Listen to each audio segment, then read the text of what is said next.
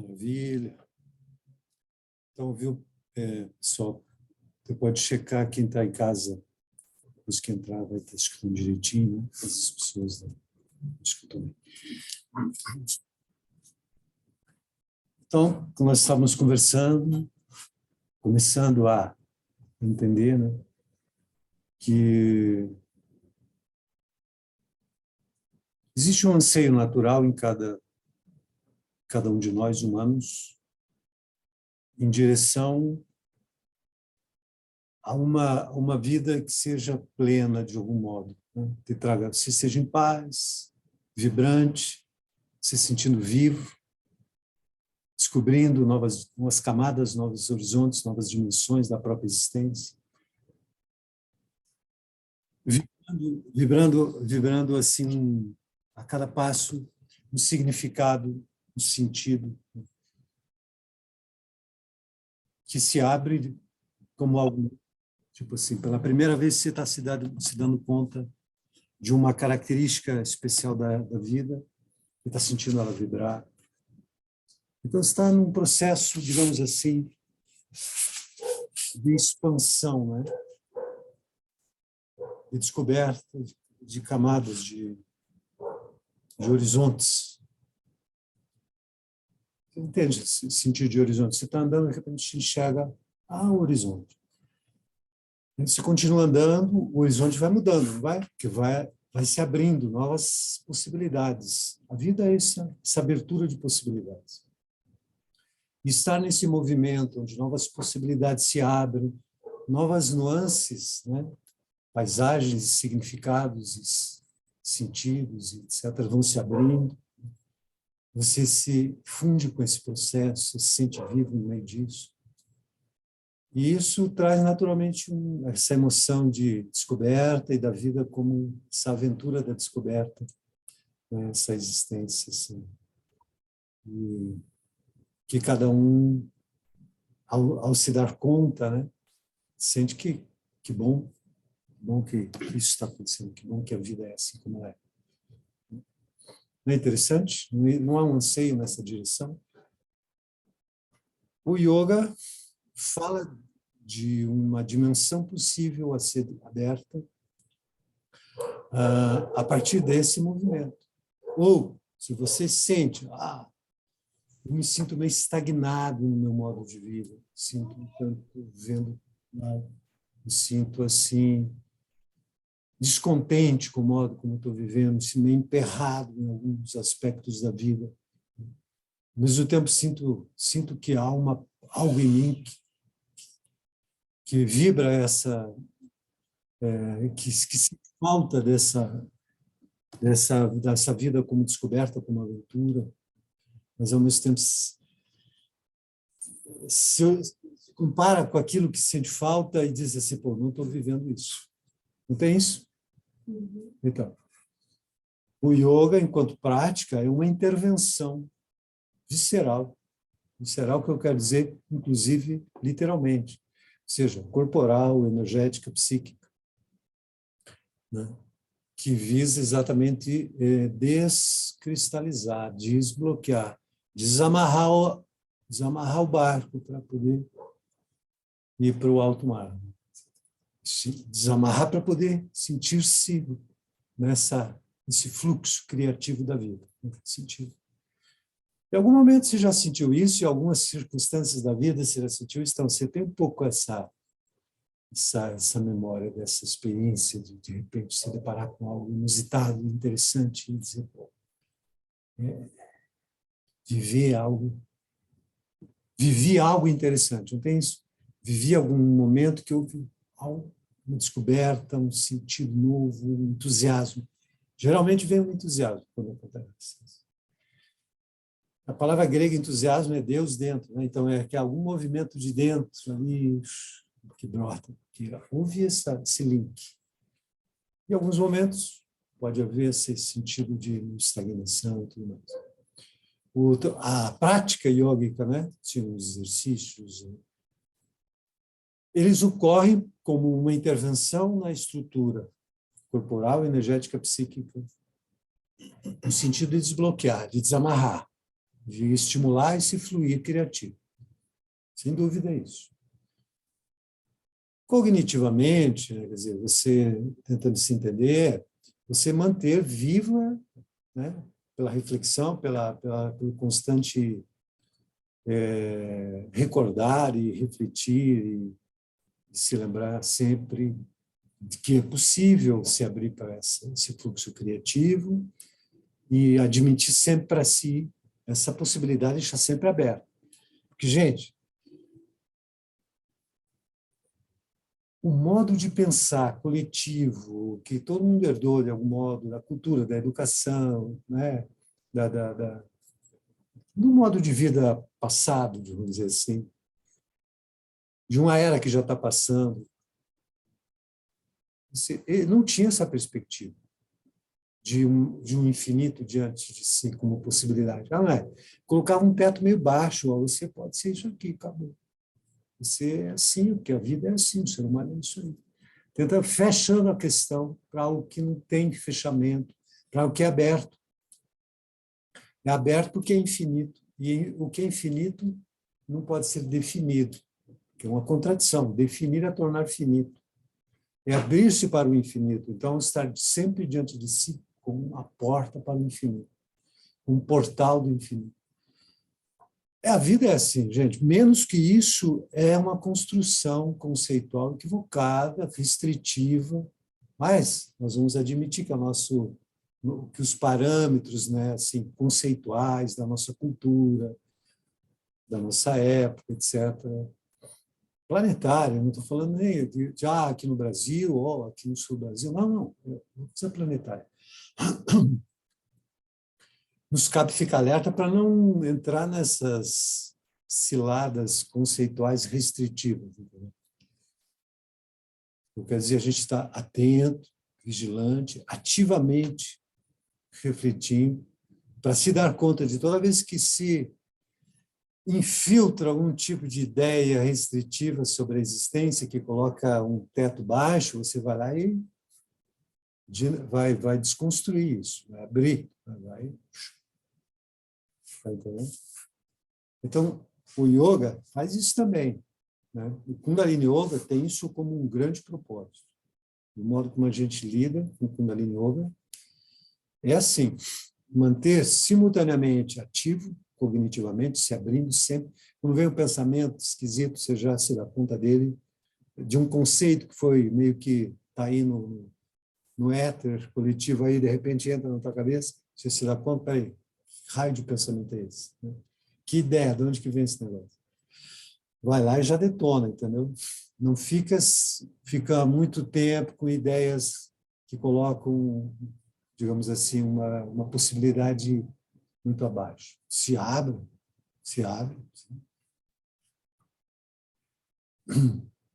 É bem importante isso. Então, assim, o Kundalini Yoga ele vai trabalhando nesse sentido. Desbloquear a dinâmica corporal, energética e psíquica através de práticas bem definidas, no sentido estratégico, ou seja, bem estratégico, montadas ou concebidas dentro de uma linhagem yoga ancestral, que tem um modo muito, digamos, especial de estruturação das práticas, de combinação das sequências. Está entendendo? Isso é muito importante entender, gente, porque não é que o professor inventa, tira da cartola uma sequência de exercícios para fazer. É que existe uma tradição yoga que tem todo um mapa do sistema psíquico, energético, corporal, sabe aonde, que botõezinhos apertar, está entendendo? Sabe que fiozinhos ligar para a energia andar por aqui, por acolá, para criar essa abertura, para desconstruir as amarras. Isso é dentro de uma tradição yoga ancestral, dos grandes yogis que enxergam a aura, enxergam os meridianos, enxergam tudo isso. Então, essas séries, elas são estrategicamente estruturadas. Está entendendo? Isso é muito importante, porque assim, eu estudei o yoga desde os anos 70, a maioria de vocês ainda estava tentando achar um corpo para encarnar, né?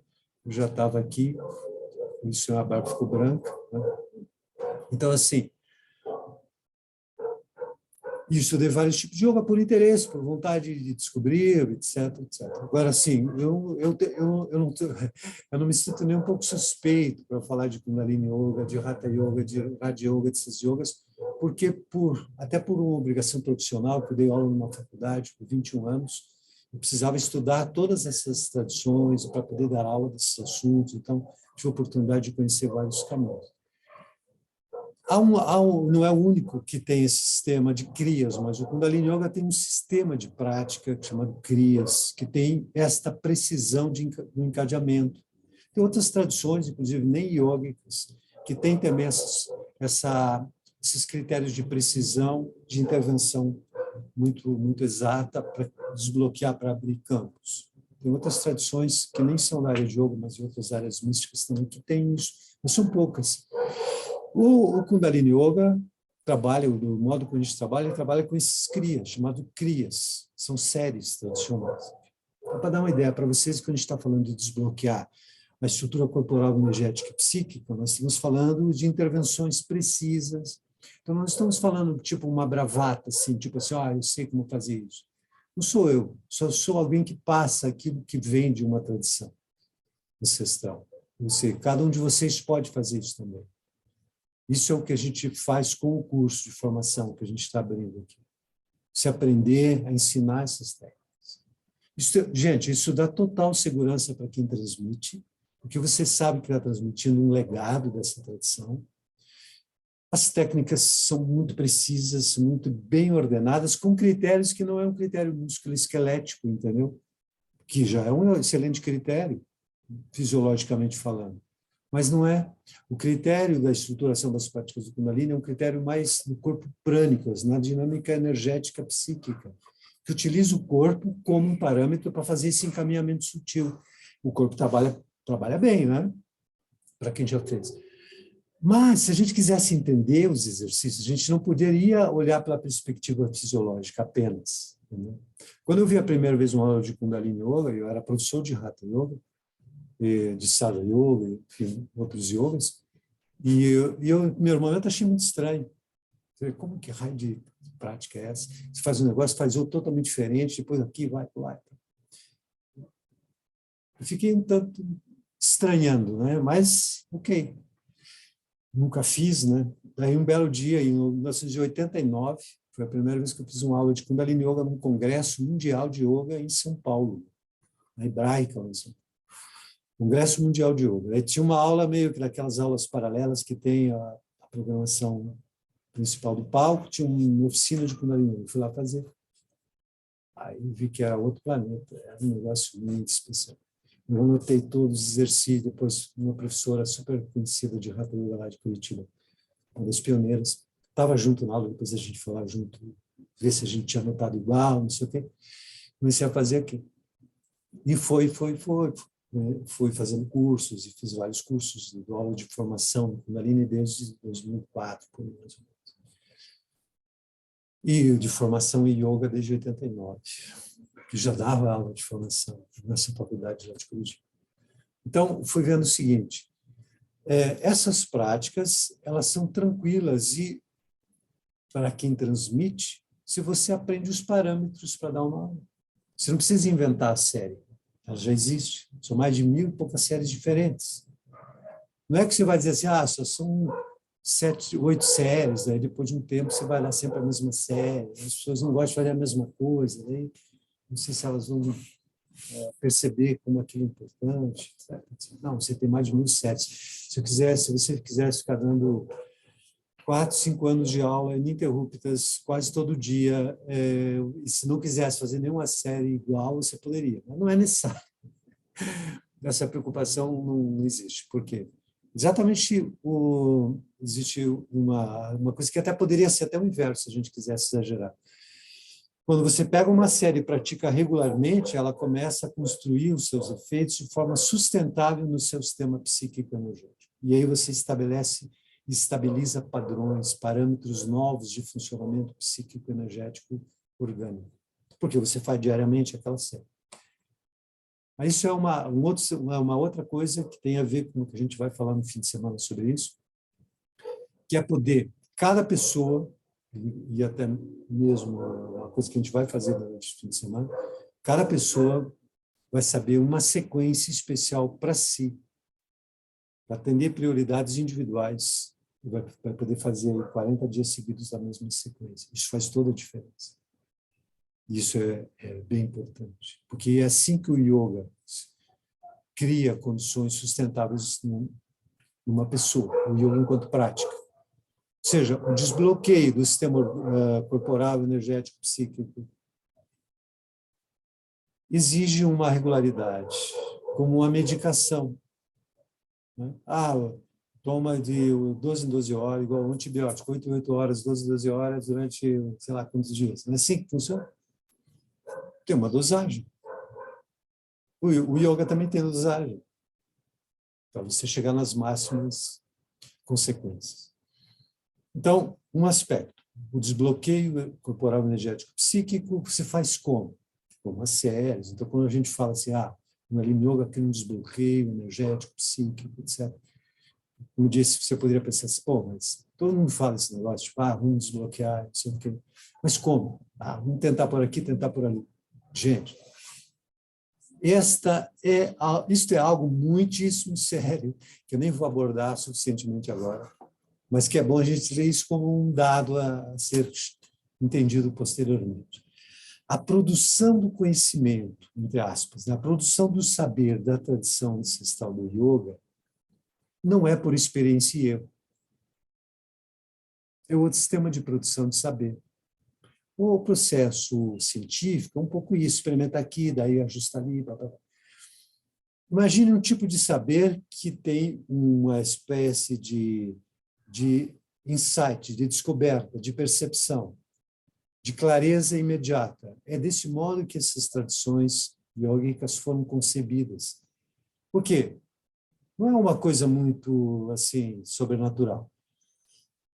Se alguém está enxergando o seu sistema de meridiano, seu sistema de chakras, seu sistema energético psíquico, como que isso se desdobra no seu campo de consciência, nos afetos, cognições, na vontade, se alguém está vendo isso, ele sabe como atuar sobre isso. Por exemplo, você diz assim, eu quero fortalecer o músculo aqui. O que você vai fazer? Óbvio que você vai pegar e vai ficar fazendo peso, fazendo vários tipos de movimento que exige dessa área, e depois de algum tempo começa a ter uma diferença ali, não é assim?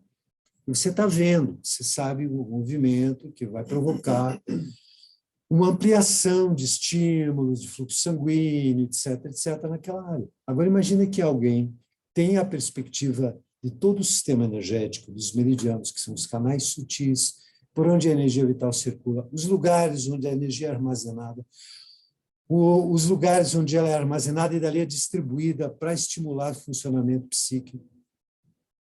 Ele sabe como atuar. Então, ele sabe como estimular determinadas áreas da estrutura psíquica, da estrutura da consciência. E, se você fizer isso, você vai sentir o resultado.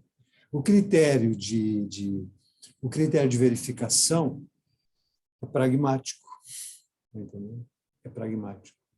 O critério pragmático. Significa o quê? Que não é um critério epistemológico, é um critério pragmático, que não desfaz do epistemológico, mas ele avança para o pragmático. Por quê? Porque você faz e sente. Ponto. Critério epistemológico, você tem que explicar que existem os tais meridianos. Que raio de meridiano é esse? Aonde que está? Corta o cadáver e não acha nada. Né? Não é assim? Aí, na acupuntura, começaram a fazer experiência. E a acupuntura que abriu caminhos nessa direção, por quê? Porque caiu na área médica. E, claro, a medicina, com toda a razão, tem muito critério. Não pode comprar qualquer conversa. Né? Tem que ter critério de verificação, etc., etc. Na questão dos meridianos, eles tiveram que adotar um critério pragmático, porque eles não conseguiram enxergar os meridianos até hoje. E vai ter que desenvolver aparelhos ultrassensíveis. Se tenta isso, né? Para poder dizer, existe mesmo, tem esse negócio aqui, essa corrente energética aqui. Tem indícios já disso com aparelhos. Só que isso vem de uma linhagem, de uma tradição, de uma época que as pessoas viam isso, fizeram um mapa disso, sabe como interferir. Quando alguém diz assim, esses orientais chamam e dão o nome de meridianos para alguma coisa que não passa de sistema nervoso. Eles não sabiam que existia sistema nervoso, chamavam esse negócio de meridiano. Eles tentaram explicar através dessa hipótese, que não funciona, porque tem lugares onde tem meridianos e não tem nervos correspondentes suficiente para a teoria se sustentar. Então, a teoria não se sustenta por essa via. Como ela se sustentou como uma especialidade médica? Ou como uma especialidade terapêutica, que, quando eu digo médico, eu quero dizer que os médicos querem ter monopólio, porque veja que curioso, de curanderismo oriental para uma busca de monopólio. Não é curioso? Por quê? Porque você vê que funciona. Qual o critério usado para dizer que funciona? O critério pragmático, que é o critério do resultado, do efeito. Tipo assim, você coloca uma agulha aqui e funciona lá. Eles dizem que tem isso, que tem algo que liga uma coisa um lugar com o outro. Como assim? Não tem nada que ligue. Em alguns lugares não tem nem nervos para você poder fazer essa ponte. No entanto, funciona 4, 5, 15 vezes, com pessoas diferentes, em lugares diferentes, circunstâncias diferentes, funciona. Isso aí funciona. Podemos ter uma hipótese de trabalho, uma hipótese que nós não podemos, que tem uma teoria por trás da hipótese, nós não podemos afirmar isso categoricamente, porque não tem uma verificação empírica suficiente, mas é suficiente como dado, né, de resultado. Então, o critério pragmático funciona. Agora, no yoga, o critério pragmático é muito importante, porque em alguns níveis o yoga funciona e pode ser verificado muito claramente por experiências médicas. Existem muita gente. No Kundalini Yoga, a gente procura trabalhar numa linguagem biológica para a qual existem critérios, inclusive, de verificação médico, científica, ou em outros modos acadêmicos de pesquisa, até na área de educação, na área de filosofia, na área de medicina em diferentes níveis de trabalho, tá entendendo? Saúde mental, tem texto, tem livros, tem produção de conhecimento nessa área.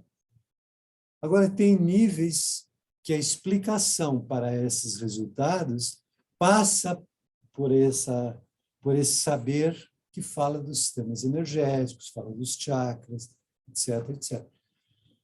E aí daí você vai usar o critério pragmático. Eu só sei que isso aqui funciona. Eu digo, se eu fizer essa série, vai mudar determinada área da tua consciência e vai te estimular uma experiência afetiva, a um sentimento, uma emoção, a um poder, uma clareza, a um modo de se comportar diferente do anterior. Você faz. Daqui a pouco você começa a se sentir diferente, começa a se sentir agindo de maneira diferente, tendo atitudes diferentes, positivas, que antes você gostaria de ter e agora você começa a ter espontaneamente. Está entendendo? E você vai dizer, eu estou me sentindo diferente. Daí alguém vai dizer assim, mas não há evidências científicas. Você vai dizer, pode ficar com a sua carência de evidências, mas para mim é o suficiente que eu estou sentindo e vivendo. É um critério pragmático. Um critério pragmático também tem um caráter científico. Né? Muito bem, então, assim, gente, eu estou focando nesse aspecto do que eu falei antes, uma intervenção corporal, energética, psíquica para desbloquear, para abrir possibilidades novas. Isso que eu estou falando. Estou dizendo o seguinte, que essas técnicas podem ser aprendidas por qualquer pessoa. Todos nós aqui podemos aprender e ensinar para outras pessoas isso. Esse é o objetivo do curso de formação de instrutor. Não é que você necessariamente vai mudar de profissão. Eu trabalhava lá, agora eu acho que vou deixar para ser professor de yoga. Não, você não precisa fazer nada, para nada do que você faz. Você pode ter um saber que pode se acoplar ao que você faz. Você pode ter um saber que você pode abrir um espaço, um momento do seu dia, da sua semana, para você compartilhar com outras pessoas. Você pode ter um saber que você vai compartilhar de uma maneira informal, entendeu? Com a sua família, com alguém, seu amigo, que está vivendo um momento desafiador, e você tem uma respiração assim, tem um mantra assim, tem uma meditação assim, se você fizer pode ser diferente, fazer uma diferença para você. Você vai e transmite e vê o que acontece, tá entendendo? Então, assim, é um saber, gente, é muito importante dizer para vocês. eu falaria algo muito curioso, mas eu falei, se eu fosse vocês, eu faria esse estudo, porque eu já fiz, obviamente, porque eu tinha um interesse nesse assunto, né? E porque, pô, isso preenche uma carência de saber que faz muita diferença na vida de alguém, não só individualmente, mas como aquilo que você pode levar para o mundo. Aí você está fazendo o que melhor na vida, né? Do que aprender algo que pode ser benéfico para você e para outras pessoas. Eu penso desse modo. Quando eu estou olhando para mim mesmo, né? Eu falei isso, eu acho que é a primeira vez que eu falo isso numa conversa assim, porque eu me dei conta de mim mesmo lá, quando eu comecei a me interessar por esses assuntos, né? Gente, foi numa época que você não tinha pessoas falando desses assuntos tão facilmente, tá entendendo? A primeira vez que eu li um livro de yoga foi numa cidade do interior, onde não tinha nem livraria direito. Quando chegava alguém com um catálogo de livros, né? Na época, eu comprei um livro que foi muito importante para mim, que foi Hamlet, do Shakespeare. Eu tinha uns 13 anos, por aí, 12, 13 anos, acho que uns 12 anos, na verdade. Foi resgatar algumas coisas antigas de familiares, agora, porque a minha mãe deixou o corpo há algum tempo atrás, a gente estava lá olhando as coisas antigas. Eu me dei conta que eu devia ter uns 12 anos, por aí, 13 no máximo, quando eu comecei a ler Hamlet, Shakespeare. Fiquei uns 2, 3 anos lendo com dicionário, porque eu não entendia as palavras direito, palavras difíceis. As frases pareciam ter sido escritas ao contrário, né? Aquelas tradições clássicas. Mas estudei aquilo letra por letra, e até hoje sei, para ver como é que a memória guarda. Sei trechos enormes do Hamlet, assim. Porque estudei de verdade, não foi só uma leitura, foi um lugar de estudar. Por quê? Por que raios fui estudar um negócio desse? Porque, para mim, dentro de um desconhecimento inicial da vida, Shakespeare era o cara mais sábio que já tinha existido. Eu acho que não estava tão errado, mas foi um grande sábio. Shakespeare. Então, nós tínhamos Shakespeare, para mim, soava o arquétipo do sábio, tipo, é o cara. E a minha ideia era o seguinte: eu quero vai direto com o cara, eu não quero nenhum intermediário que está tentando descobrir alguma coisa. Zero de chance, não estou interessado. As pessoas estão procurando igual eu, né? Porque raios vou ler esses caras, entendeu? Não, essa é a minha ideia, gente, de verdade. Depois, quando o outro livro que eu li, daí depois que eu mergulhei 100%, foi Bhagavad Gita, Krishna. Pronto, aí foi tipo. Depois, antes disso, eu entrei fundo mesmo, de verdade, no estudo da sabedoria dos toltecas, né? Foi muito forte, para mim foi muito importante. Até hoje eu sei, eu lembro de várias coisas que fazem parte do meu modo de ver e de viver. Também que não eram diferentes do que eu pude encontrar no yoga, no Bhagavad Gita. Mas a minha ideia era tentar chegar mais perto da fonte. Daí, quando eu via algum cantor famoso, fazia yoga e falava coisas assim, eu não estou interessado. Isso é legal, mas ela está buscando igual eu, e buscando aonde? Me interessa ir mais perto da fonte possível. Então, depois do Bhagavad Gita, também tentei um pouquinho nos filósofos gregos, Sócrates, Platão, não sei quem, um pouquinho lá, aqui e acolá, mas eu vi que esse pessoal também estava. Mas tinham grandes insights, tudo é válido. Mas, assim, de fato, vou dizer para vocês, quando a gente tem um interesse e a gente encontra uma tradição que antigamente não havia tão disponível, havia livros, tipo Bhagavad Gita, bom, é uma fonte, é um saber ancestral. Agora, difícil de entender, né? E pior, em certa medida pior, ele é interpretado de várias formas e que a pessoa que interpreta de um jeito diz que é só daquele jeito que tem que ser interpretado. Isso é ruim, mas aí por um tempo você fica no barco daquela interpretação, entendeu? Até você entender que tem outras interpretações, e você vai descobrindo o espírito daquele texto, que, na verdade, em certa medida, transcende as interpretações todas, porque é uma coisa viva que já está dentro de você. Mas até você descobrir isso, você leva um tempo passando por interpretações diferentes. Mas o que mais nos protege nessa busca, sabe o que é? Sinceridade. Pode escrever. Sinceridade no interesse, na busca, sinceridade. Sinceridade é a sua maior proteção no caminho de descobertas espirituais. Entendeu? Um dia eu estava vendo uma conversa com um sufi, e uma pessoa disse que chegou para ele e perguntou: como é que eu posso achar um mestre? Ele falou: você não precisa de um mestre, você precisa de sinceridade total. E se você tiver isso, você vai encontrar um mestre. Olha que interessante. Porque se você não tiver isso, vai encontrar o quê? Nada. Ou vai pensar que encontrou. Ou vai cair em qualquer cilada de mestres e gurus autoproclamados e tal, com muita marketing no YouTube, etc, etc. Toda essa parafernália enganosa. Gente, as coisas estão dentro de você. As práticas te ajudam a descobrir isso. E é o que eu digo para vocês, assim, dentro do estudo, né, dos vários yogas, todo yoga tem uma fonte única, todo yoga significa a dimensão de consciência atemporal, infinita, né, que não está submetida a esses condicionamentos históricos temporais, é uma dimensão que já é uma dimensão do infinito, da possibilidade infinita do ser, que se expressa na vida concreta, de modo criador, a fonte divina dentro de cada um, vamos chamar assim. Yoga é essa dimensão, que já está aí. Então, assim, quando a gente está falando de yoga, a gente está falando do quê? Gente, a gente está falando de uma dimensão que é constitutiva de cada ente humano.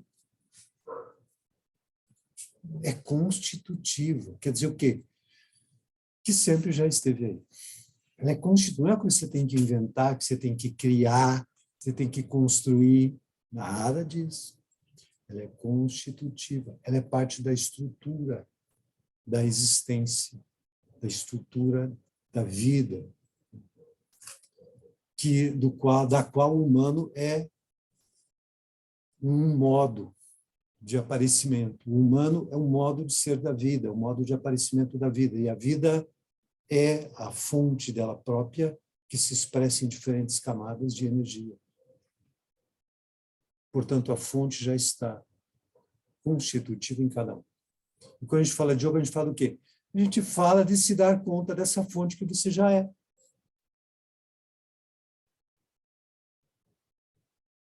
Por isso o yoga é para todo mundo, porque todo mundo é já essa dimensão da fonte, que é yoga. Yoga é uma dimensão do próprio ser, não é uma coisa que se faz, não é coisa que se pratica. O que se faz, o que se pratica é o quê? É desamarrar todas as estruturas energéticas que estão restringindo a percepção do que você é. Não é? E aí tem isso que eu estava comentando antes, que vamos retomar essa elaboração. Nós ficamos bastante num dos aspectos, que é a intervenção corporal, energética e psíquica. Maravilha. Nas várias práticas. O outro aspecto que eu estava comentando, que é parte do Kundalini Yoga, essa constante reflexão, esse constante se dar conta, essa constante, em certa medida, vigilância cognitiva, no sentido de se observar e se perceber como é que você está vendo, como é que você está observando, de onde vem o que você está pensando, de onde vem o que você está acreditando, está entendendo? E sempre você ser muito cético com tudo que você está pensando que a vida é. Sempre você está se abrindo para uma descoberta, para uma novidade. Você não fechar as coisas, você deixar-se aberto para o inusitado, porque a vida é criativa. Está entendendo? Então, você está sempre aberto para essa infinita possibilidade, que a vida está sempre brotando uma nova face da sua beleza, com uma nova face do seu significado. A vida é infinitamente criativa no modo como ela se mostra no seu sentido. Né? Ela sempre mostra uma nova face da sua beleza. Isso é parte de você, você se sente sendo. A vida se torna algo muito interessante. Por que é interessante? Porque te atrai a atenção e o interesse. Não é? A vida mesmo se mostra interessante na medida em que você está aberto para ela, muito atento, tentando captar. E, gente, essa disponibilidade para captar o desconhecido, você sabe o nome disso? Estar disposto para captar o desconhecido e se abrir para a sua melhor possibilidade de captar e sair das instâncias do já sabido, do já pensado, né? Do já acreditado e se abrir para o desconhecido, o nome dessa disponibilidade é um nome que é o quê? Talvez vocês nem suspeitem desse nome, mas o nome disso é disciplina. Um palavrão horroroso desse, né? Para algo tão bonito, né? Agora, por que eu digo que é um palavrão horroroso? Porque disciplina parece um negócio que tem quadra, que te põe ali num beco sem saída e te diz, te deixa ali meio aprisionado. Gente, isso é horrível. Isso é o maior crime que cometeram com essa palavra. Tá entendendo? Isso não tem nada a ver com essa palavra. Essa palavra significa apreender o desconhecido a cada passo. Apreender, aprender, acolher, ser. Ser esse descortinar da vida, a cada instante estar aberto para ele, estar interessado nele, estar disposto para isso. Isso é o estado de aprender. O estado de aprender, né? A atitude de aprender, o estado de busca, o estado de alerta, do estado de aprender, é exatamente o que significa a palavra disciplina, porque disciplina significa exatamente aprender. Tem a ver com aprender. Não tem a ver com se enquadrar de um jeito. Isso aí, não sei quem estava interessado nessa conversa, mas certamente não estava interessado no aprender. Estava interessado em te contar alguma coisa que ele queria que você pensasse que era verdade. E sim, quando eles te contam um negócio pronto para você achar que aquilo, e você quer acreditar naquilo, quer te enquadrar de um jeito assim, e te engana dizendo que isso é disciplina. E que coisa matreira, né? Manipulatória. Que imitação barata do que é aprender. Quer te dizer que uma coisa é assim, dizer que você tem que acreditar que você tem disciplina, você vai ter que enquadrar de um jeito. Mas é aí o inverso do aprender. Aí é um suposto já saber do que não se sabe, está entendendo? É você supor que sabe o que você não descobriu, que não brotou como um raio vivo dentro de você. Isso não é aprender, isso é um condicionamento cultural, intelectual, comportamental, etc., um enquadramento. Se chamar isso de disciplina, um crime com a palavra. A palavra aprender tem a ver com aprender. Com aprender no sentido de estar aprendendo, não de ter aprendido. Há uma grande diferença, hein? O viver no aprender é um viver no aprender ativo agora, é um aprender. Não é o ter aprendido, é um aprender que nunca cessa. Tem a diferença? Um aprender para depois aplicar não é o aprender, é um interromper o aprender. O aprender é um viver a cada passo, é um descoberta a cada passo. Ou pegar alguma coisa que você disse que aprendeu e depois, agora eu aprendi isso, agora eu tenho que aplicar. Isso é ter parado de aprender. Parou o filme que é aplicar. Está entendendo? A vida não está parando de te contar e você já diz, não, isso aqui já está bom. Você saiu do fluxo do aprender, entendeu? Vocês percebem isso? Você saiu do fluxo do aprender para o ter aprendido. Estou falando da existência, gente. Estou falando de um processo existencial, de um processo de vida. Guru. Todas as espécies. Não temos discriminação com espécies, né? Cada um está habitando um corpo aí. Veja só, gente.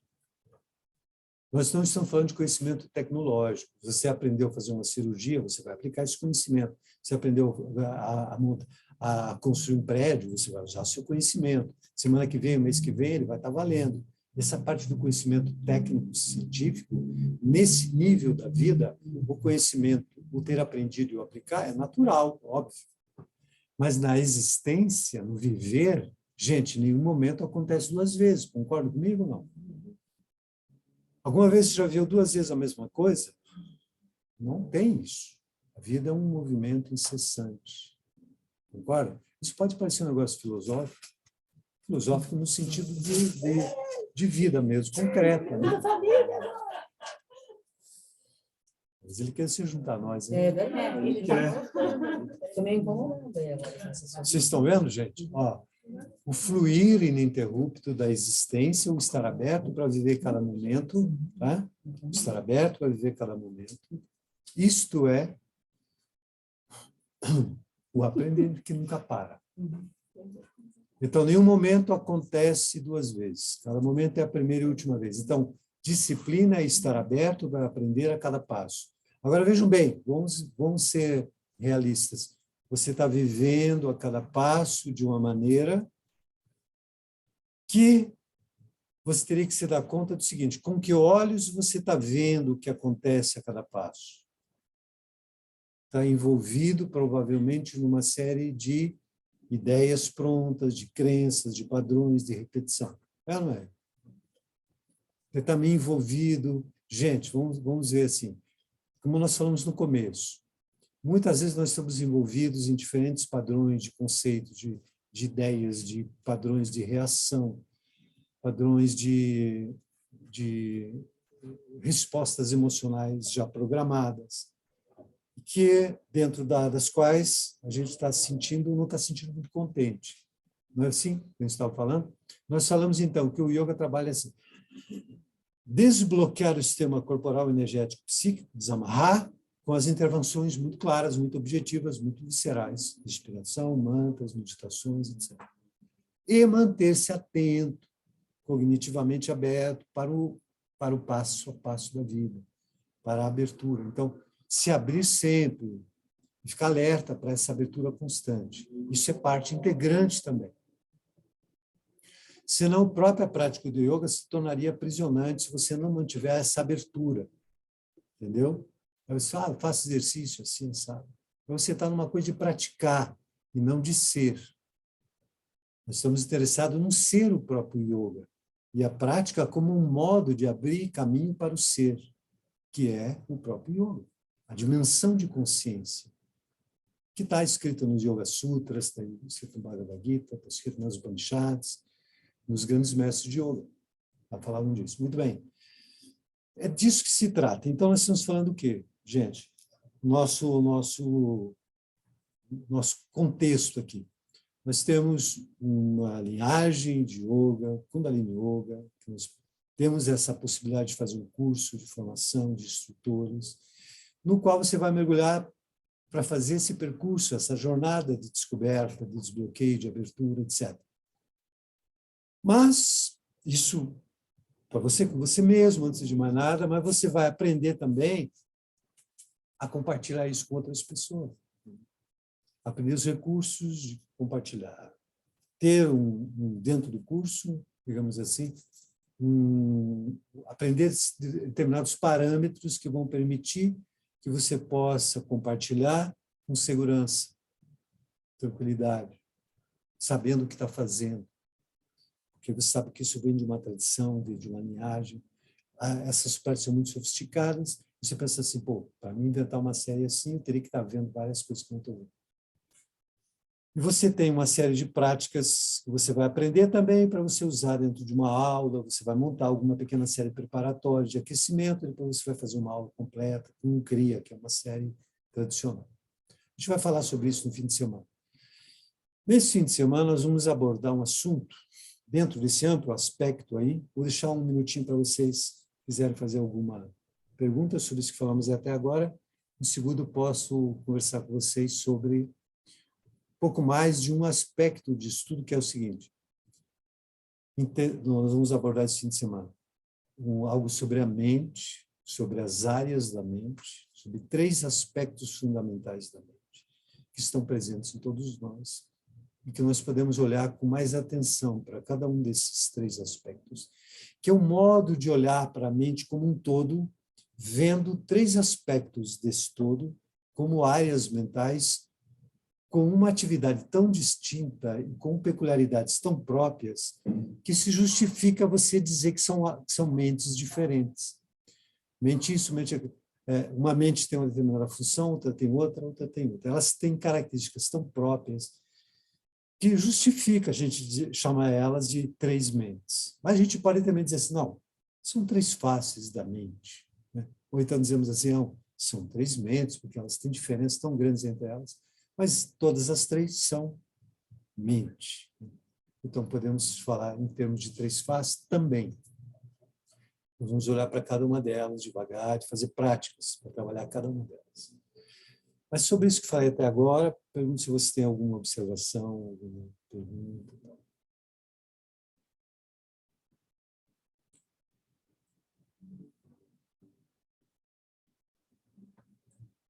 Estou bem satisfeita.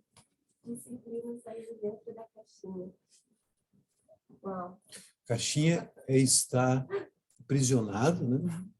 Supondo saber algo que só está dentro da caixinha. Aí você sabe tudo sobre a caixa, né? Mas a existência ocorre fora. A existência é mais interessante do que qualquer caixa, né? As caixas são a tentativa de aprisionamento da existência no seu todo, na sua complexidade, você quer tornar tudo mais simplificado. E uma história da poça d'água, da rã que vinha, você deve conhecer, uma história muito antiga, a rã na poça d'água, 2 rãs na poça d'água, vocês já viram falar disso? Não vou nem falar, porque todo mundo já sabe. Não, é uma imagem assim, bem simples, que 2 rãs viviam numa poça d'água e estavam felizes, entre aspas. Esse é a grande cilada, hein, gente? É a conformação, né? A conformidade com a insatisfação. Isso é uma patologia problemática. Mas, enfim, estavam ali. Um belo dia, não sei bem, deu muita chuva, teve um fluxo diferente, e ocorreu de passar uma corrente de água ali pela poça d'água, e uma das rãs foi levada pela correnteza. A outra ficou, se agarrou de algum jeito. Parece razoável você se agarrar à poça d'água, né? Ao conhecido, né? É um instinto de conservação imediato, me agarrar aqui. A outra não conseguiu se agarrar, foi levada. Foi levada por vários caminhos e ladeiras, etc., e de repente chegou num lugar incrível, que ela nunca imaginou que existisse algo tão colorido, com seres coloridos, com plantas, com tal, um cenário fantástico. Paraíso. Inimaginável. Dentro da poça d'água, eu jamais ia imaginar que existia um negócio desse. Eu fico tão extasiado com tudo. Primeiro, extasiou, em geral. Mas, compassivamente, ela lembrou da sua amiga. Ela falou assim, ela está lá ainda, ela não sabe que existe tudo isso. Sabe quando você quer contar uma novidade? Uma alegre novidade? Né? Gente, quando eu falo essa expressão alegre novidade, eu não posso deixar de lembrar vocês, ou informar vocês, ou dar essa alegre novidade para vocês, que é outro crime que foi praticado com as palavras. A palavra evangelho significa exatamente isso. Alegre novidade. Uma notícia alegre, uma notícia inusitada, nova e alegre. Por isso que eles chamavam boa nova. O que é boa nova?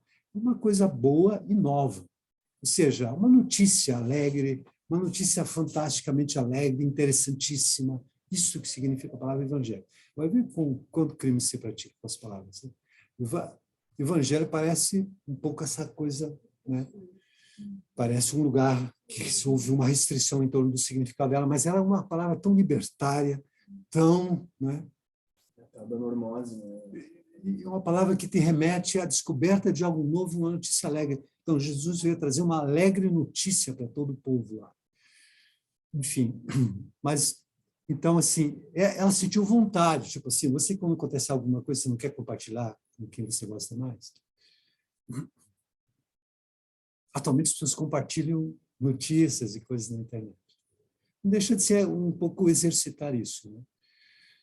Então, elas vão dar um jeito de voltar lá. Como que ela conseguiu? Voltou. Chegou muito entusiasmado, freneticamente alegre, dizendo para ela, você não sabe de um lugar é fantástico, começou a descrever para ela. A rã olhou para ela e falou assim, você não está bem. Relaxa. Você não estava passando bem. O que aconteceu com você? Que você deve ter batido a cabeça durante aquela enxurrada, né? Isso não existe, para com essas coisas. A vida é isso aqui, é assim, essa poça d'água, está tudo bem. A vida é isso. Para de querer outra coisa. Você está inventando, fantasiando. Tá? Primeiro, ela não estava acreditando que alguém pudesse não acreditar naquilo que para ela era uma coisa tão viva, tão incrivelmente. Né? E ela fala mais e fica ali. Aí eu deixo a história para vocês continuarem. Ou seja, será que ela conseguiu, de algum modo, dizer para ela, vamos se arriscar, vamos se jogar, vamos lá ver. Ou então outras sentiu, pô, será que é mesmo? Então vamos lá. Se você tiver um espírito de aventura, um espírito no bom sentido daquele que quer experimentar, não quer acreditar nem desacreditar, quer experimentar. Então, assim, ele não vai acreditar na descrição do rio, porque não tem elementos para entender. Ok, mas ele tem uma relação, isso é bem importante. Ela tem uma relação afetiva com aquela pessoa. Né? Então, diz assim, ela está me dizendo isso, ela vibra tanto dizendo isso. Se ela tiver um espírito, um certo grau de descontentamento, saudável, fundamental para a vida, né? Um certo grau de instigação da descoberta do desconhecido, né? Ela vai dizer, vamos experimentar, vamos lá ver. Né? Ela se abre para a experiência. A pessoa que tem esse interesse em descobrir, ela se lança no espírito da descoberta, ela se lança na aventura da descoberta. E ela terá a oportunidade de conhecer esse lugar fantástico, sobre o qual a outra estava falando. Se ela for alguém que está muito conformado, formatado de um jeito muito rígido, poderá, né, digamos, se negar a essa experiência, negar a si mesmo essa possibilidade, ficar naquela mesmice patológica. Qual que é o cenário que poderia acontecer aí? Que eu acredito que não acontece. É difícil, praticamente impossível acontecer. Aquela... Exatamente. Inviável, né? Não, mas Einstein já dizia, o momento que se abriu uma nova ideia, jamais voltará a ser vai ser muito difícil, quer dizer, essa pessoa não vai ficar ali. Não, ela não pode. Ela vai ficar tão inquieta, tão assim, que daqui a pouco ela vai se jogar, a outra vai junto. Ou então ela vai de volta ao lar, ela vai falar, Waheguru, bendiciones, até a próxima encarnação. E já traz a alegoria das cavernas, né, de Platão, na leitura do Platão. Se você quiser, né, um dia se quiser, é por aqui, ó. Entendeu? Mas o mais comum, vou dizer para vocês, que é uma certa capacidade de contagiar pela realidade viva que se está vibrando, ocorre esse contágio eletromagnético, psíquico, entre os cérebros, entre as auras, e vai depender de variáveis aí de cada caso, né? Mas o fato é o seguinte, é possível. Sim. Da onde o senhor veio? Ué, vim do infinito em direção ao infinito de novo. Eu quero dizer assim... Cidade ou... Florianópolis. Vim de Florianópolis. Sim. Eu moro em Florianópolis. Florianópolis. Cheguei a menos de... Não, já faz mais de uma hora. Mas já vim outras vezes aqui. Já fizemos cursos aqui. E esse assunto, como disse antes, me interessa desde que eu era... Encontrei agora, quando fui pegar lá com a minha irmã, olhar as coisas familiares, a minha mãe, o apartamento que ela morava, né? Que ela deixou o corpo há um tempo. Deixou o corpo, que eu quero dizer, partiu para outro plano. Né? E daí eu fui descobrir um negócio que eu tinha 12 anos, um certificado de um curso de parapsicologia. Acredita nisso? Está lá o certificado. 12 anos. O que eu fui fazer lá? Eu era muito curioso quando eu falei. Eu me lembro disso, gente. O que o cara fazia? O cara fazia o seguinte. Eu nunca esqueci daquela cena, porque foi uma quebra de paradigma. Como está num lugar de... Qual foi a quebra de paradigma? A pessoa, um auditório enorme, assim, uma cidade, que não tinha, naquela época não chegava muita coisa, anos 70, né? Por aí. Começo dos anos 70, quer dizer, 74, mais ou menos. Eu vi que eu estou chegando perto de um século, né? Quase isso. Enfim, aí o que acontece? O cara fazia uma espécie de hipnose, ele falava dos princípios da hipnose, da parapsicologia, dos estudos alterados de consciência, tudo isso que hoje se fala muito, nos anos 70 já tinha gente falando. Esse cara era um árabe que estudava esse assunto. E ele fazia isso com, gente, com uma plateia, assim, sabe? Ele fazia a pessoa, primeiro ele fazia uns testes para ver quem que entrava na história, depois ele levava lá na frente, eu nunca esqueci, eu estou vendo agora, na minha imagem mental aqui, aquela pessoa que eu conhecia, mais ou menos, uma moça, assim, jovem, que foi lá e começou a dizer, onde você está agora? Volta lá, não sei que idade. Né? O que você está? Estou na cozinha com a minha mãe, ela está fazendo comida, não sei o quê. Tá, vamos voltar um pouco mais. Volta lá e tal. E assim foi, gente. Ele voltou no útero, antes de nascer. Ele foi para uma pessoa de 12 anos, que nunca enxergou muita coisa do mundo. Né?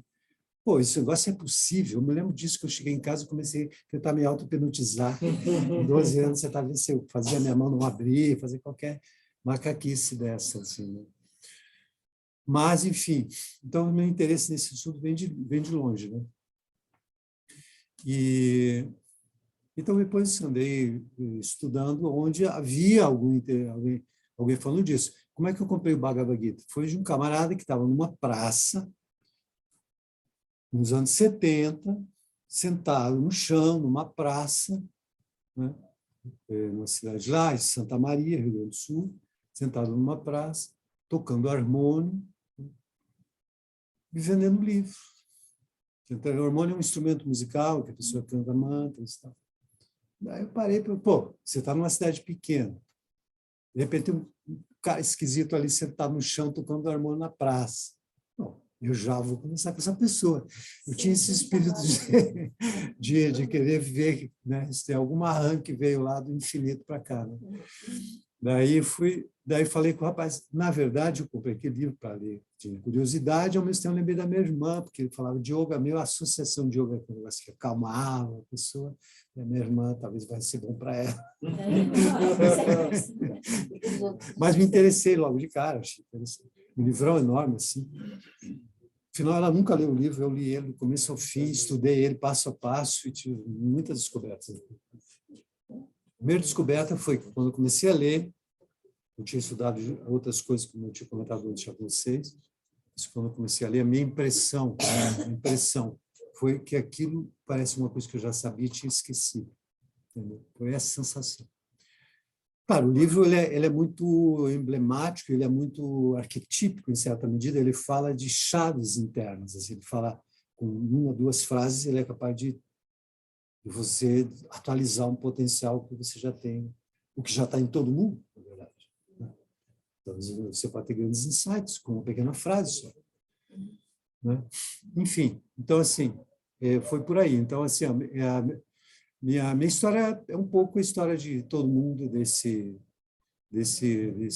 Brasil aqui, que está num lugar pequeno, na época não tinha acesso, naquela época não tinha tanta livraria, não tinha televisão, eram uns negócios, só tinha pouca coisa, notícia, novela, não sei mais.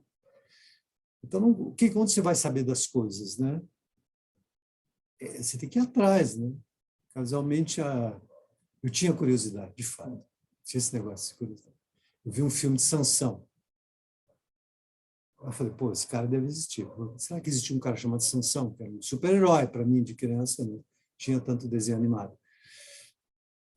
Fiquei sabendo que existiu esse cara. Fui procurar numa enciclopédia. Sabe o que era o Google de antigamente? Eram enciclopédias, que eram de vários assuntos. Vocês não são dessa época da enciclopédia, né? Mas, então, assim, o Google era enciclopédia. Eu vou lá, pô, Sansão. Daí, cara, Sansão morou lá não sei aonde, ficou o marido da Dalila, cortaram o cabelo dele, blá, blá, blá. A história dele está na Bíblia. Pronto, fui ler a Bíblia. Entendeu? Eu li a Bíblia por causa do Sansão. Comecei a ler a Bíblia por causa do Sansão. Depois eu li a Bíblia, vários assuntos, e muita coisa interessante na Bíblia. Mas quem me levou para a Bíblia foi Sansão. Quando eu era criança, vendo o filme de Sansão, pô, eu queria saber de gente que existiu. Tinha esses critérios um pouco assim, de exigência. Né?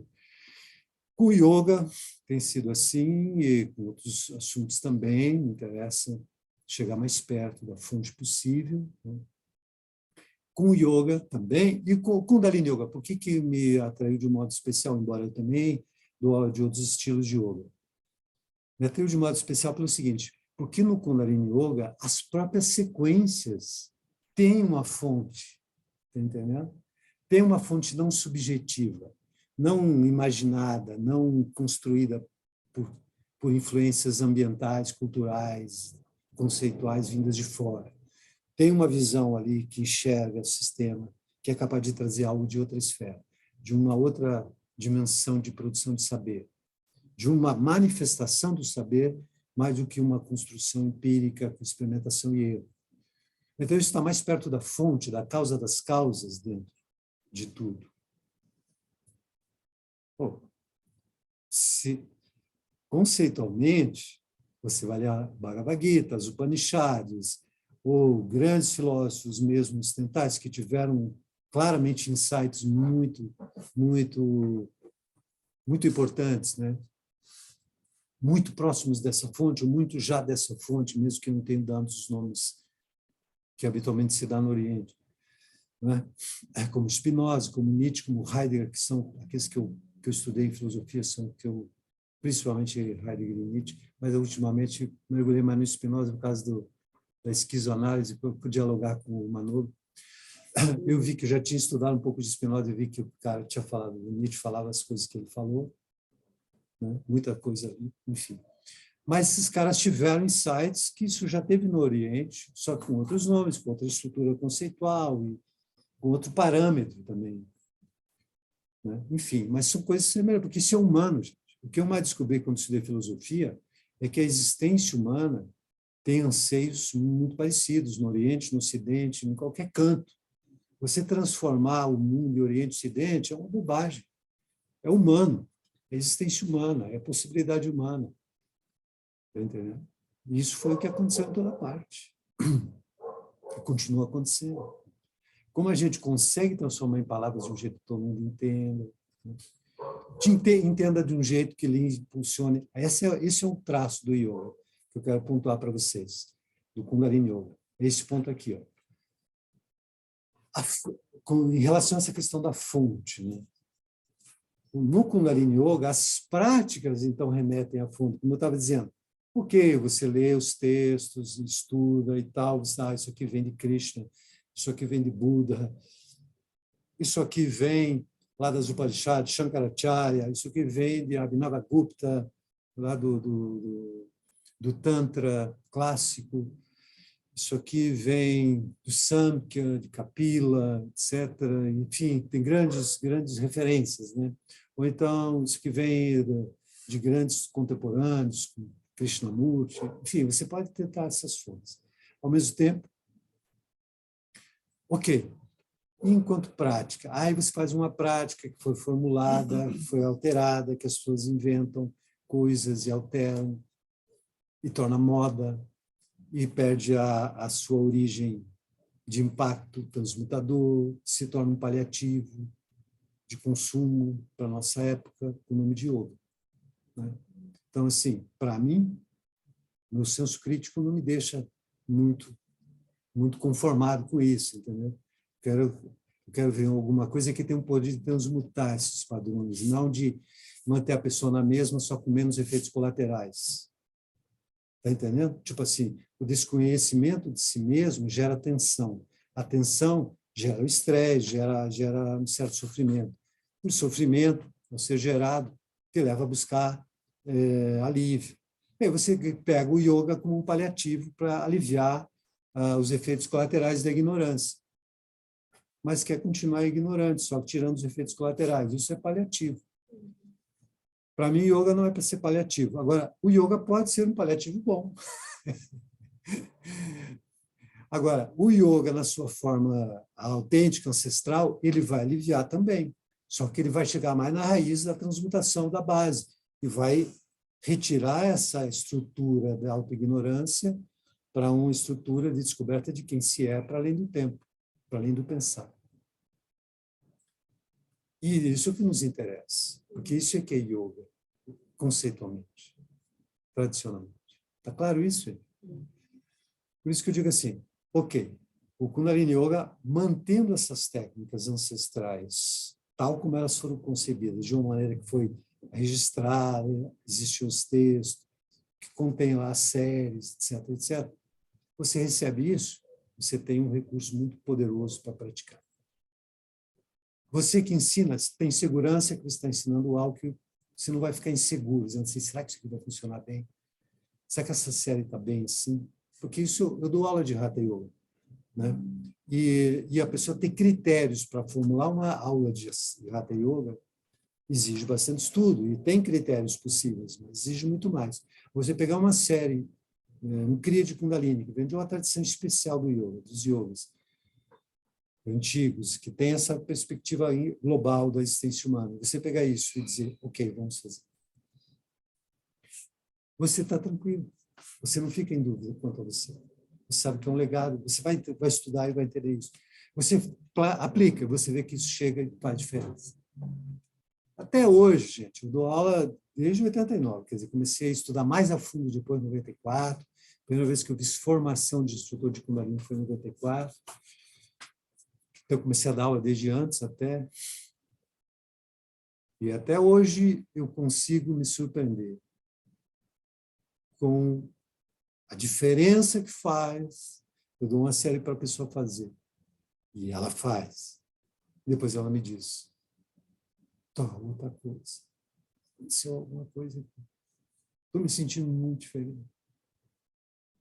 Eu consigo de novo, ainda bem, dizer assim, pô, esse negócio realmente é muito interessante. Eu gosto sempre de novo de achar interessante aquilo, porque você revê, né?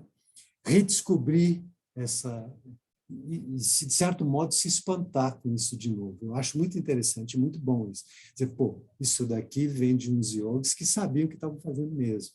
E alguém vai dizer, pô, um cara que eu lembro que conheceu os yogis que ensinam isso, a pessoa dizia assim, esse yoga está dando aula e está dizendo assim, agora a energia está chegando no rim, agora vai chegar no baço, depois vai trabalhar aqui no elemento fogo, não sei o quê, blá, blá, blá. Tem uns vídeos da pessoa dizendo isso. Depois eu terminava a aula e dizia, agora, quem é médico aqui, vai lá pesquisar isso. Ele instigava as pessoas a pesquisar. Só ia pesquisar. E depois, esses caras, eu conheci um dos médicos que fazia isso, que tem um livro chamado Longevidade do Cérebro, que eu sugiro para você. Eu já conversei com ele, ele escreveu o Brasil.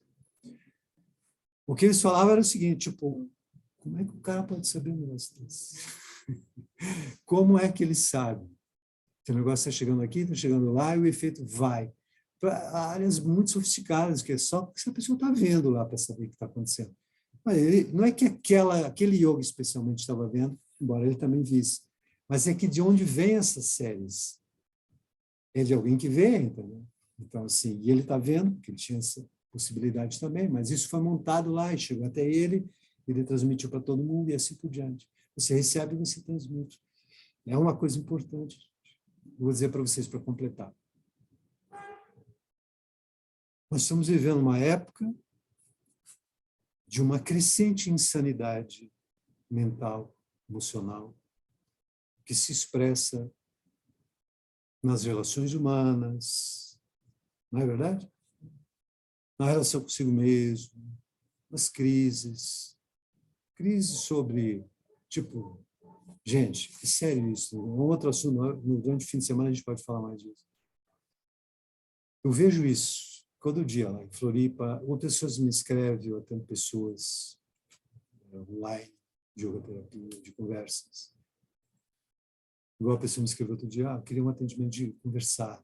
Então, questão de relacionamento, questão de profissão, questão de sentido de vida. A pessoa jurava que ela queria estudar determinada coisa para ser isso, para ser professor, para ser não sei o quê, assim lá, uma profissão X. Daí ela começa a estudar, de repente ela começa a viver, e continua vivendo melhor, novas coisas, né? De repente ela fala, mas eu acho que não quero tanto isso. Eu pensei que eu queria, mas agora eu vejo que não é bem isso. Ou então, eu já consegui isso, agora estou vendo que não é. Agora, por quê? Porque você tinha uma expectativa de que algo fora de você iria te preencher. É a maior fantasia que existe nesse planeta Terra, gente. É uma fantasia tremendamente impregnada, da qual, ao se libertar, você já está voando no infinito. Porque você só estará livre disso quando você descobrir quem realmente você é, porque você vai descobrir o quê? Que nada lhe preenche. Ninguém, nem nada lhe preenche. Por uma razão muito bela e interessante. Desde sempre você é um ser pleno e infinito. Você nunca foi carente de coisa alguma. Você sempre foi um ser transbordante, cheio de luz, cheio de paz, cheio de sabedoria. Que isso é a alma, isso é o que você é. Isso é a causa divina que você é. Mas quando você está fora disso, você está impregnado em várias coisas, gente. Vamos trabalhar com a realidade. Você está esperando isso, esperando aquilo. É difícil perceber que não vem de fora. Você já sabe intelectualmente, mas continua esperando. Na hora que você está esperando e não vem, você continua chateado porque não veio. Não é verdade? E daí, filosoficamente você sabe, mas existencialmente não realizou. E aí vai, não é? Então, assim, vamos dizer assim, num curso como esse, nós temos aí 10 encontros, né? 10 encontros para um curso completo de formação, fim de semana todo nós vamos ter, amanhã depois. Muito bem. Nós vamos saber o seguinte, que nós temos, com os crias de Kundalini, com as práticas todas, um modo de trabalhar com a gente mesmo dentro desse contexto de autoilusão, de expectativas fantasiosas, de supor que a gente é algo que é, no qual existe falta, no qual existe um vazio, que você está doido para preencher. E não vai preencher nunca, com nada. Isso é ser pessimista? Não, gente. Isso não é ser pessimista. Isto é trabalhar com a realidade. Mas com a realidade da ilusão. Qual que é a realidade? A realidade é que você está numa autoilusão. A realidade é que você está pensando sobre você mesmo, pensando ser algo que não é. Você está pensando sobre você mesmo algo muito menor do que o que você é. Você está numa hipnose de autorrestrição. Então, você pensa que é o passado, pensa que você vai se prolongar no futuro a partir do processo histórico da vida. Sinto muito. Isso faz parte, mas isso não é o que você é. Você antecede a isso. Isso contraria essa concepção empirista de construção de eu. Porque esse eu construído é o falso. Você não vai declarar que ele é falso e vai deixar ele de lado. Você vai ter que se dar conta que o que você pensa é constituído por essa dinâmica. Vai ter que enxergar, não conceitualmente, mas existencialmente, vivencialmente, enxergar a ilusão disso tudo que você pensa aqui. E quando você enxerga a inexistência do que você pensava sobre você mesmo, você acha que isso é ruim? Vai ficar deprimido? Não, vai ficar alegre. Porque quando desaparece essa noção ilusória de si, simultaneamente aparece um sentido de si que não é carente, que é transbordante, que é doador. Está entendendo? Que não é... Tem uma imagem antiga que eles falavam assim, você é uma imagem tanto medieval e etc., mas tudo bem. Desconsidere o contexto histórico-político. Eles diziam assim, você é um imperador vivendo como um mendigo no seu próprio reino. E você, no seu próprio reino, sendo o imperador, fica pedindo ajuda para sobreviver, pedindo alimentos, você estava vivendo como um mendigo. Você esqueceu que você é o imperador desse reino. Todas as coisas que estão aí, estão disponíveis para atender todas as suas necessidades. E você, se for um bom imperador, você vai providenciar que todos tenham também o que precisam.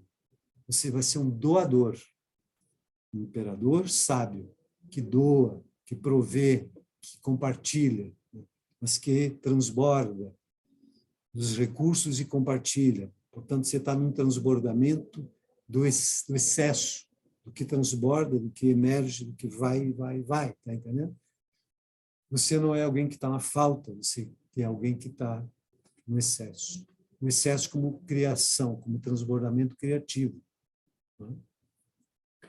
Como aquilo que derrama, né, da xícara. Está entendendo? E você, todo mundo já é isso.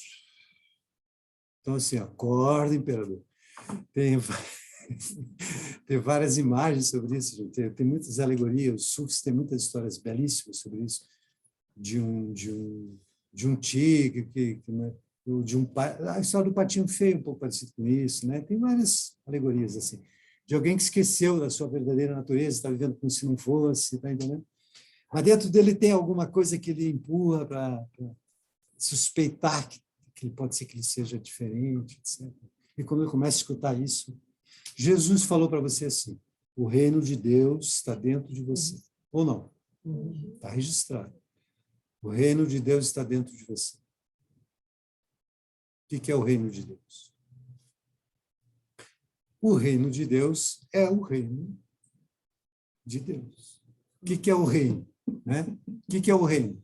O reino é um lugar em que quem comanda é o rei. Né? Então, tem um lugar dentro de você que quem comanda é o rei. E o rei é divino, é o divino. É o reino de Deus. O divino, Deus, o divino, é o rei. E esse rei comanda esse lugar, porque ele é o rei. Ele comanda. E esse lugar está dentro de você. My God, o que você está esperando? No outro lugar, Jesus falou, vós sois deuses. Está escrito, gente, na Bíblia. Ele falou assim, já lhes foi dito, vós sois deuses. Está esperando o quê para descobrir o que você é? Vós sois deuses. O reino de Deus está dentro de você.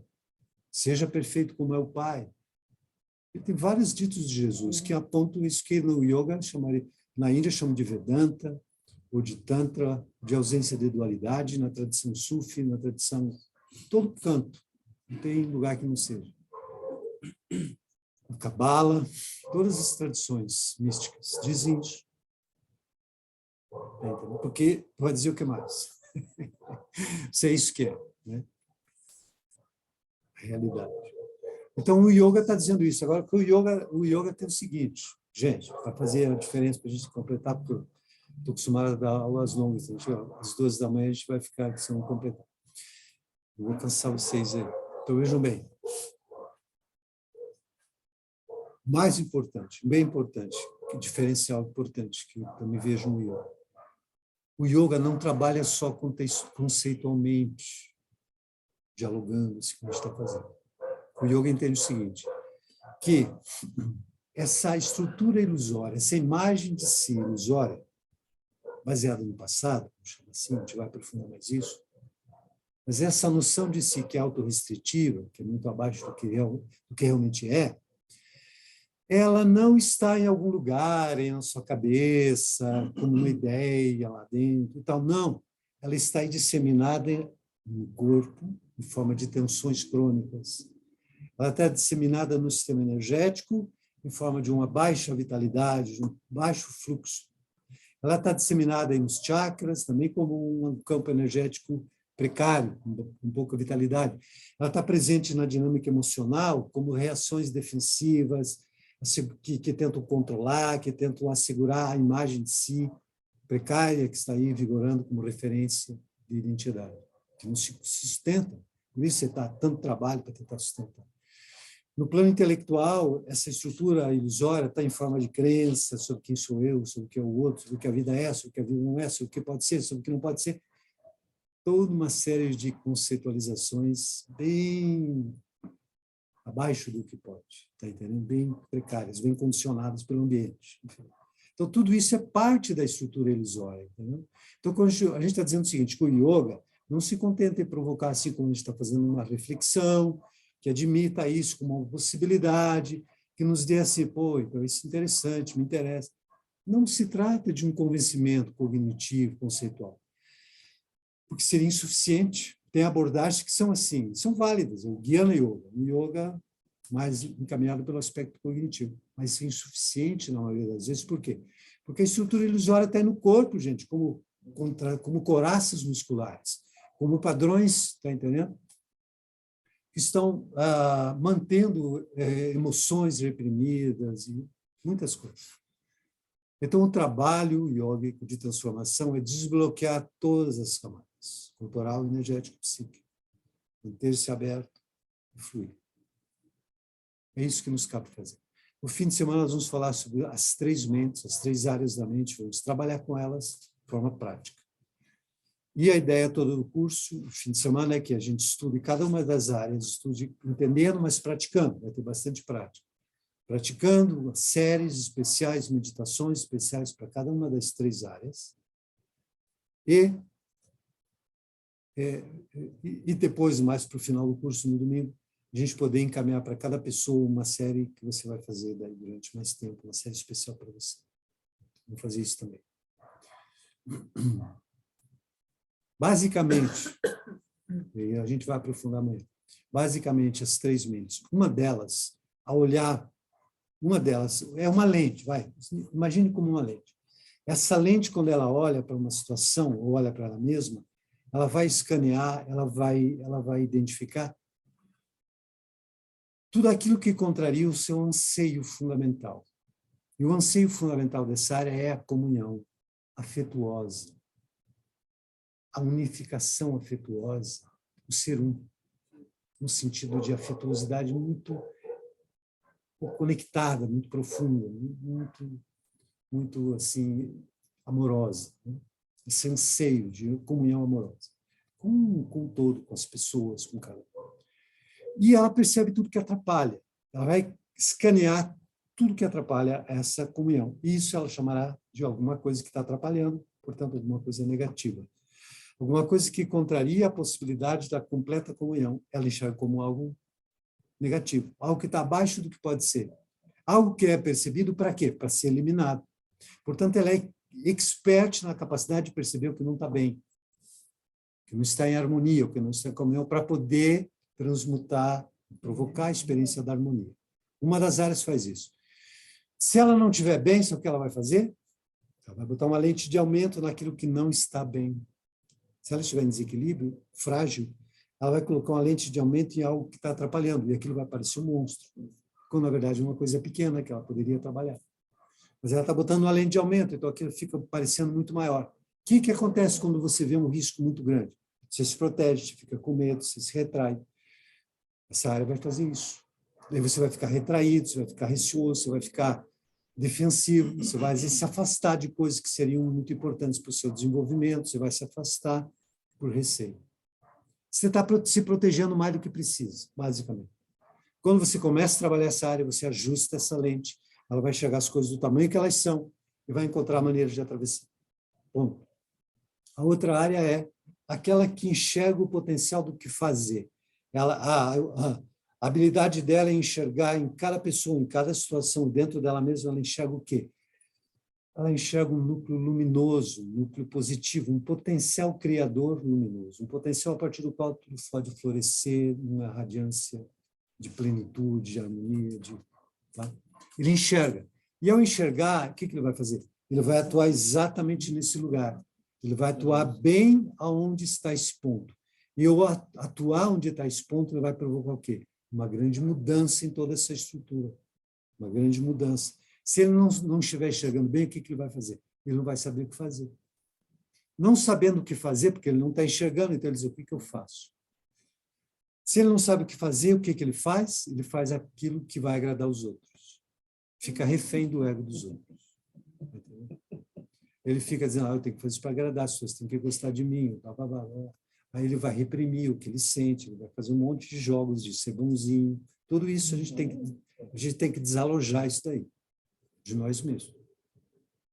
Importante. Concordo? Nunca viram esse filme onde a pessoa quer ser boazinha, quer agradar, quer ser sempre aquela que todo mundo gosta? Só que se ela fizer isso sem ser autêntico, se ela não for o que ela é autenticamente, ela pode estar fazendo um jogo de aprovação porque ela está carente. Gente. Não é um crime. Não precisa se culpar se você faz isso. É apenas uma condição existencial de carência. O Arriguru tem como trabalhar isso. Está entendendo? Você não precisa se culpar. Estou muito carente, agora eu estou aqui, refém, todo mundo tem que gostar de mim, eu não consigo, todo mundo gosta de mim, agora todo mundo é rascado. Eu senti a vontade de dizer uma coisa, mas não digo, senão o que vão pensar de mim? Então, por que eu sou assim? Ela começa a ficar com raiva de si mesma. Um problema sobre o outro. Não precisa, nada disso. Precisa você compreender a você mesmo, acolher essa condição de carência. Mas não ficar conformado, eu sou carente mesmo, eu tenho que entender que eu sou assim, então eu tenho que... Não, não é nada disso, gente. Isso é um crime, vou dizer para vocês, os seus fazem com as outras. Você dizer assim, você tem que entender que você é assim. Um tanto estúpido, mas é assim que você é. Quando a pessoa diz eu sou assim. Mas o pior é quando alguém que é terapeuta quer convencer a pessoa que ela tem que entender que ela é assim. Gente, isso é um crime, isso tem que estar na legislação. Toda vez que você pensar sobre você mesmo, algo menor que o infinito, eu já disse isso várias vezes, nunca acredite, porque é mentira. Ponto. Seja cético, 100%. Toda vez que você pensar sobre você mesmo, eu sou, e completar os pontinhos com algo menor que o infinito, que é algo menor do que a luz criadora, criativa, transbordante, seja cético e se pergunte, de onde vem essa ideia? Que papo é esse? De onde que vem? Que conversa é essa? Quem me falou isso? E eu acreditei. Ou eu mesmo acreditei, ou eu mesmo pensei e acreditei nessa conversa. Né? Tem que ser cético e desconstruir as crenças negativas é essencial no caminho de abertura para a potencialidade infinita que é inerente. Tudo bem. E aí a terceira área, então nós temos como trabalhar isso, não só conversando, gente, fazendo exercícios e tal. Bom, a terceira parte, só para dar essa prévia para vocês, é uma área que consegue ter a possibilidade de compreender os aspectos harmoniosos de uma situação, os aspectos desarmônicos de uma situação, e atuar de uma maneira que ele atende aos dois. Ele tanto desarticula o negativo, quanto potencializa o positivo numa única tacada, entendeu? Numa única ação. Ele tem uma visão global, uma visão intuitiva, uma visão meditativa. Essa é a terceira área da mente. Quando ele não está bem, aí ele fica oscilando entre o positivo e o negativo. Ele acha que está tudo bem, ou acha que está tudo mal, ou acha que está tudo bem, ou acha que está tudo mal. Fica nessa navegação para baixo, para cima, tá entendendo? Que cansa. Pessoas dizem, pô, quero parar com esse negócio de ficar me alternando tanto. Sabe o que ela faz quando ela não quer oscilar? Ela fica rígida. Porque a rigidez é uma tentativa de equanimidade patológica. A rigidez é o estar cansado da oscilação. A rigidez é uma tentativa de estabilidade que é patológica. Então, um enclausuramento, é uma cristalização. Você quer ter a experiência da estabilidade, mas através da rigidez. Não é a mesma coisa. 100% diferente. Uma barragem. Então, vou fluir. Muito bem, gente, são as 3 horas que a gente vai falar. Para terminar, vamos fazer um exercício para você descansar a cabeça. Vocês escutaram muita coisa, né? Vamos oxigenar o cérebro aí. Fazer um exercício. Quem quiser ocupar os lugares aí, vamos fazer um exercício. Não vou fazer por muito tempo, para você não ficar super energético e caminhar no parque. Como é que é o nome do parque aqui? O Eco Parque, é.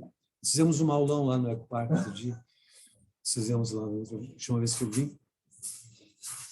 Senão você vai ficar com tanta energia que você vai querer correr no Eco Parque essa hora. Se for todo mundo junto, até que dá, mas Não, já fechou. já fechou, então pronto. Não, mas fecha as mãos. Ok, abre os braços aí, vamos fazer um movimento. Gente, esse exercício ele restaura a vitalidade cerebral. Oxigênio no cérebro, né? Fortalece o campo eletromagnético aqui em torno da cabeça. Pode fazer. Pode fazer mais devagar. Você, serzinho aí. E não segura o ar. Gente, então esse é o movimento. Vamos tentar aí, ver se não tem nada no caminho do seu braço. Acima, para baixo. Acima, para baixo. Maravilha. Pode parar. Então vamos lá. Gente, o exercício é o seguinte. Primeira coisa, contrai os dedos como garras. Tá? Isso é um exercício bem clássico. Pode ficar de lado, daí a parede não lhe atrapalha. Isso. Fica de um jeito que você vai ter alguma restrição de pressão alta. Maravilha, então manda bala. Esse exercício ele mantém o cérebro revitalizado, mantém a cognição. Isso é bem importante para todos nós. Vamos lá. Contraiu bem, exala. Respiração é só pelo nariz. Você inala com os dedos contraídos aqui na horizontal. Exala lá em cima, cruzando sobre a cabeça.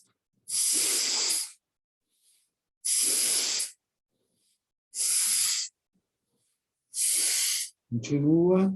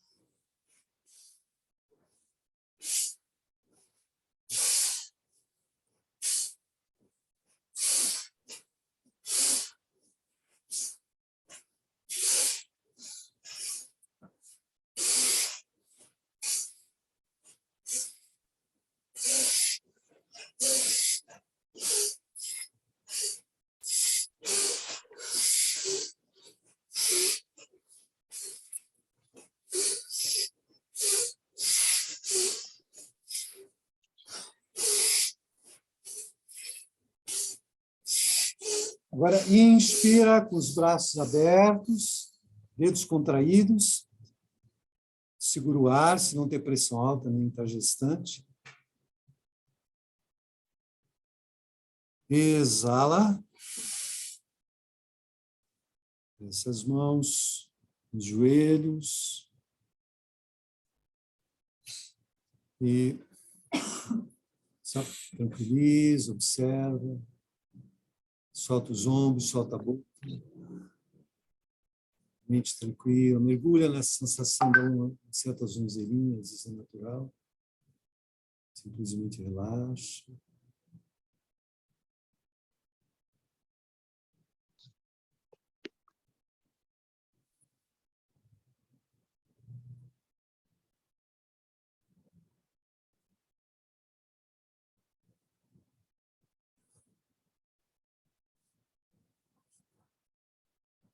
Ok, abre os olhos. Estão. Como se sente? Muda o estado mental? Muda. Dá para perceber? Então, para terminar, vamos fazer um mantra. A gente vai estudar melhor para quem nunca ouviu falar ou quem nunca praticou mantra. Mantra é o uso da frequência, das altas frequências, digamos, sonoras, né? Que impactam todo o campo eletromagnético, os elétrons dentro das células, o campo mental, emocional. Gente, só para você, para quem nunca fez, para você ter uma perspectiva biológica. Pesquisas médicas identificando que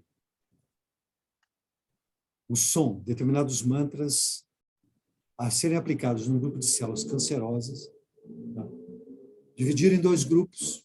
Um dos grupos aplicar um mantra, no outro não. Olhando o interior das células, os elétrons giravam de forma irregular, caoticamente em torno do núcleo em ambos os grupos. O grupo que passou a receber o mantra começou a acontecer uma mudança na órbita dos elétrons. Começou a ordenar a órbita dos elétrons. Manteve uma órbita ordenada em torno do.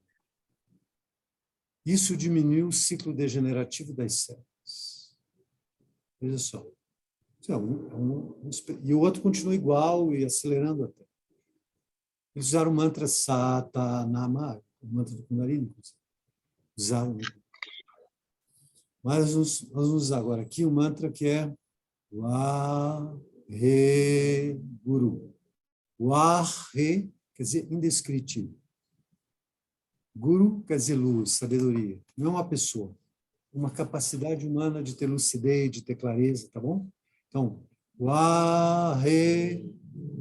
Luz, sabedoria, lucidez indescritível.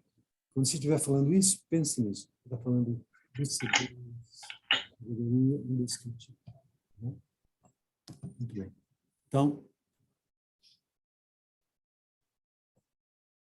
para terminar, então, simplesmente deixando as mãos nos joelhos, fecha os olhos, procura sentir lá o topo da cabeça, apenas trazer a tua atenção um pouco para esse ponto.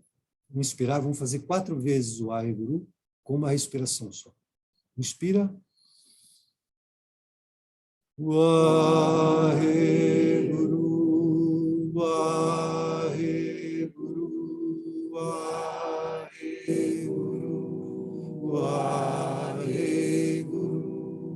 Inspira bem profundo. Waheguru, Waheguru, Waheguru,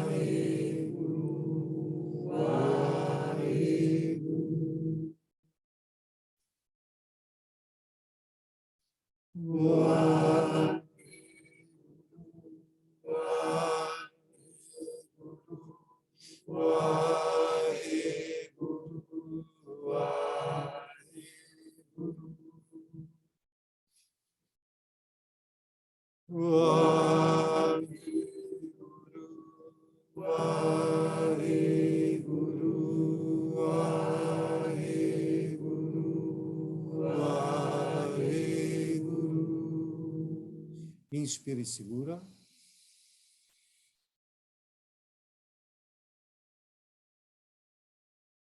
Exala.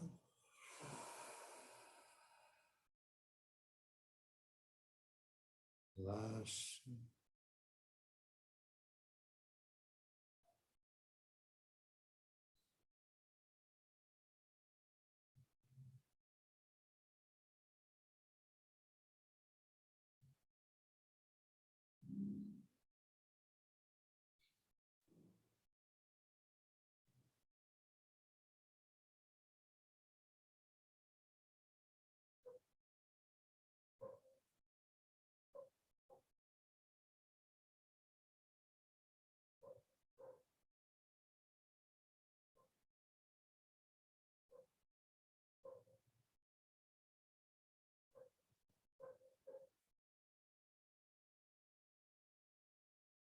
Respira profundo. Centro do peito. As mãos no topo da cabeça. Estira. Desce.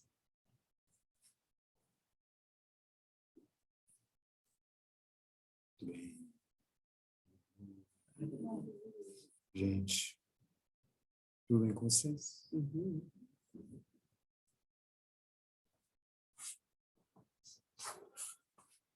Então, fim de semana, vamos fazer aqui.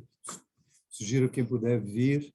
Amanhã de manhã, vou fazer uma prática, vou fazer um aulão, assim, um aulão prático, né? Já com mais fundamentos, mas encaminhando para um aulão assim.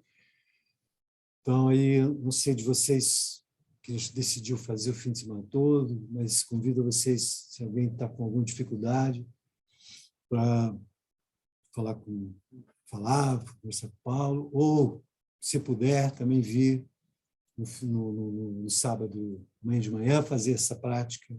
Isso vai agregar bastante na sua experiência e puder ficar o fim de semana todo, você vai aprender,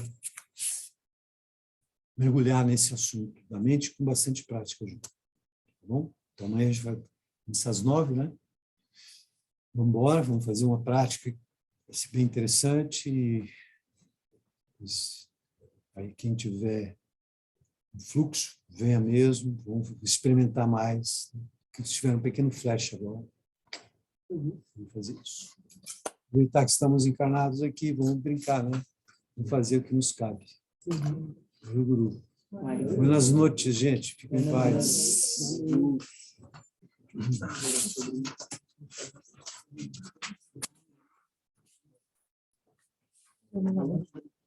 Moro no Campeche. Eu isso daqui, eu sou lá de Ratones. Ah, que legal. Tu mora muitos anos lá já? 9 anos.